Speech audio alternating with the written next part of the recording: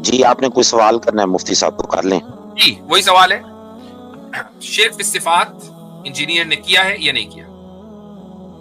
غلط کیا ہے. میں آپ کی طرح تھوڑی ہوں کہ ڈیفینڈ کروں گا غلط باتوں کو. انجینئر نے شرک فی الصفات کیا، بہت اچھی بات ہے. شرک فی الذات؟ ہاں بالکل ٹھیک ہے. تو بھائی تو اگر ایک آدمی نے شرک فی الذات بھی کیا ہو، شرک فی الصفات بھی کیا ہو، تو کیا آپ اس سے ختم نبوت کے مسئلے میں متاثر ہوں گے؟ حق بات جس طرح آپ نے ابھی تھوڑی دیر پہلے بتایا. ایک آدمی سنیے میری بات، سوال کا جواب دینے دیں. سوال کا جواب دینے دیں. سوال کا جواب غلط آ رہا ہے نا، غلط ٹریک پہ جا رہے ہیں. میرے پاس ابھی 2-3 غیر مسلم آئے ہے نا. ابھی ایک صاحب گوسوامی کے نام سے ہے، انہوں نے کہا جی ایک سنی ہے، یوں ہے وہ. میں نے کہا نہیں اسی کو بھیجو، تم سے بات نہیں کریں گے. تم سے بات تو اسلام اور کفر کے موضوع پر ہوگی.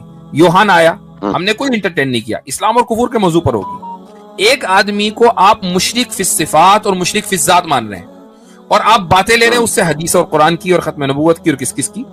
تو یہ کیا یہ پھر حق بات آپ مشرک سے کوئی لیں گے؟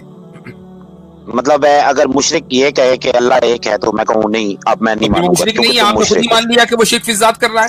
ابھی تو مانا آپ نے. اوہو تو یہی بات ہو رہی ہے. کیا شرک فی ذات کرنے والا کلمے کے اوپر حق بات نہیں کر سکتا؟ آپ یہ کہنا چاہ رہے ہیں؟ حق بات کس کو کہتے ہیں؟ حق بات کی تعریف کیا ہے؟ حق بات میرے نزدیک جو قرآن و سننا سے اور علماء نے جس کو سمجھایا ہوگا وہی ہوگی.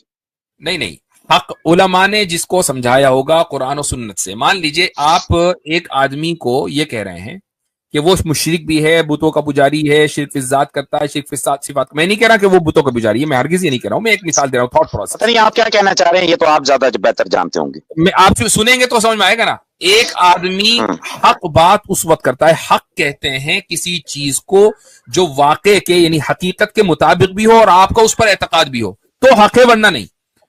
اگر اس پر اعتقاد نہیں ہے، اگر وہ اعتقاد نہیں ہے تو وہ حق نہیں ہے. یہ حق کی ڈیفینیشن ہے.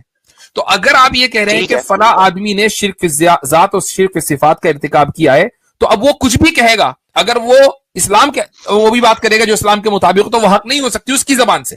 وہ آدمی نفاق کر رہا ہے، وہ آپ لیں گے مسلمانوں سے.